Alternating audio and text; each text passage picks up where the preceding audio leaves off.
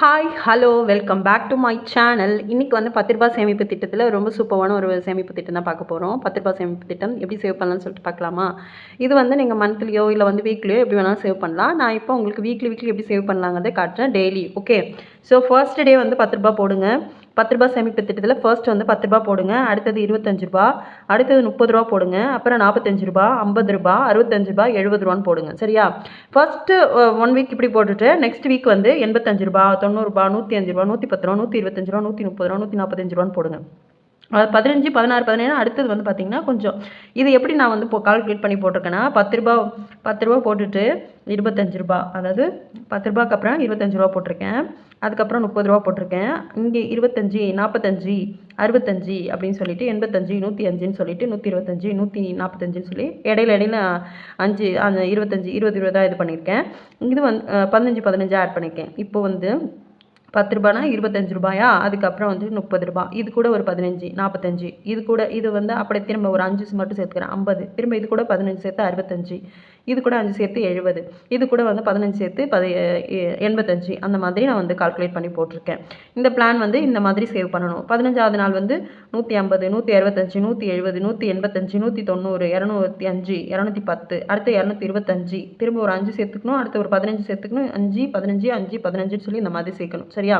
So அப்படி சேர்க்கும்போது என்ன ஆகும் அப்படின்னா ஃபர்ஸ்ட் வீக் வந்து 295 ரூபா, ரெண்டாவது வீக் வந்துட்டு 790 ரூபா கிடைக்கும், மூணாவது வீக் வந்து பார்த்தீங்கன்னா 1275 ரூபா கிடைக்கும். அதே மாதிரி ஃபோர்த் வீக் பார்த்தீங்கன்னா 1170 ரூபா கிடைக்கும். அதுக்கப்புறம் பார்த்தீங்கன்னா இது எல்லாத்தையுமே நம்ம வந்து ப்ளஸ் பண்ணணும் அப்படின்னா 4130 ரூபா கிடைக்கும் ஒரு மந்த்தில். ஓகேவா? இது வந்து 12ஆல் இன்ட்டு பண்ணணும் அப்படின்னா 1 இயருக்கு வந்து 49,560 ரூபா கிடைக்கும். சரிங்களா? அப்போ வந்துட்டு நம்ம 1 இயரில் நம்மளால் வந்து ஒரு 49,500 ரூபா வரையும் சேமிக்க முடியும். அதுவே நம்ம வந்து 5 இயர்ஸ் தான் வந்து நம்ம இன்ட்டு பண்ணி போட்டோம் அப்படின்னா நம்மளுக்கு வந்து 2 lakhs rupees வரையும் நம்மளால் ஏர்ன் பண்ண முடியும். அதாவது பிளான் சேவ் பண்ண முடியும். 2,47,800 ரூபா வரையும் நம்மளால் சேவ் பண்ண முடியும். பட் நம்ம இன்றைக்கி எவ்வளோ சேவ் பண்ணிருக்கோங்கிறது வந்து கஷ்டம் தான், ரேர் தான். பட் ஆனால் வந்து இவ்வளோவான்னு நிறைய பேர் கமெண்ட் பண்ணுறீங்க. நான் கேட்குறேன், கண்டிப்பாக நீங்கள் வந்துட்டு ஒரு மந்த்லி வந்து ஒரு இன்வெஸ்ட்மெண்ட் வந்து ஒரு 10,000 ரூபாய்க்கு இவங்க வந்து ஒரு குடும்ப செலவுக்கு சாப்பாடுக்கு நீங்கள் ஸ்பெண்ட் பண்ணுறீங்க. அதில் அன்வான்டான என்ன ஃபுட்டு இருக்குது, என்ன நம்ம திங்ஸ் வாங்குகிறோம், அதெல்லாம் ஸ்கிப் பண்ணிவிட்டு சேவ் பண்ணால் மினிமம் ஒரு 2,000 ரூபா, ஒரு ரொம்ப மிடிலாக இருந்தால் கூட, மிடில் கிளாஸாக இருந்தால் கூட ஒரு 2,000 நம்மளால் கண்டிப்பாக சேமிக்க முடியும். அப்படியே ரொம்ப போராக இருக்கீங்கன்னா ஒரு 1000 ரூபா, ஒரு 500 ரூபா வரையும் அவங்களால சேமிக்க முடியும். ஓகேவா? நம்ம வந்து செலவு பண்ணுறதுக்கு யோசிக்க மாட்டோம், ஆனால் சேமிக்கிறதுக்கு அவ்வளோ யோசிக்கிறீங்க. ஏன்னு தான் எனக்கு தெரியல. செலவு பண்ணுறதுக்கு காசு இருக்குது, கடன் வாங்கியாவது நம்ம செலவு பண்ணுறதுக்கு தயாராக இருக்கும். ஆனால் இருக்கிற காசை வந்து நம்ம சேமிக்கிறதுக்கு அவ்வளோ வந்து யோசிக்கிறீங்க. அது ஏன்னு எனக்கு புரியல. நிறைய பேர் கமெண்ட்டில் வந்து 3000 ரூபா என்னால் முடியாது சிஸ்டர், எப்படிங்க முடியாதுன்னு சொல்கிறீங்க? எனக்கு புரியவே இல்லை. ஒரு சின்ன சின்ன பிஸ்னஸ் ஏதாவது சைட் பை சைடு பண்ணால் கூட ஈஸியாக நம்மளால் ஒரு 3000லாம் ஈஸியாக சேமிக்க முடியுங்க.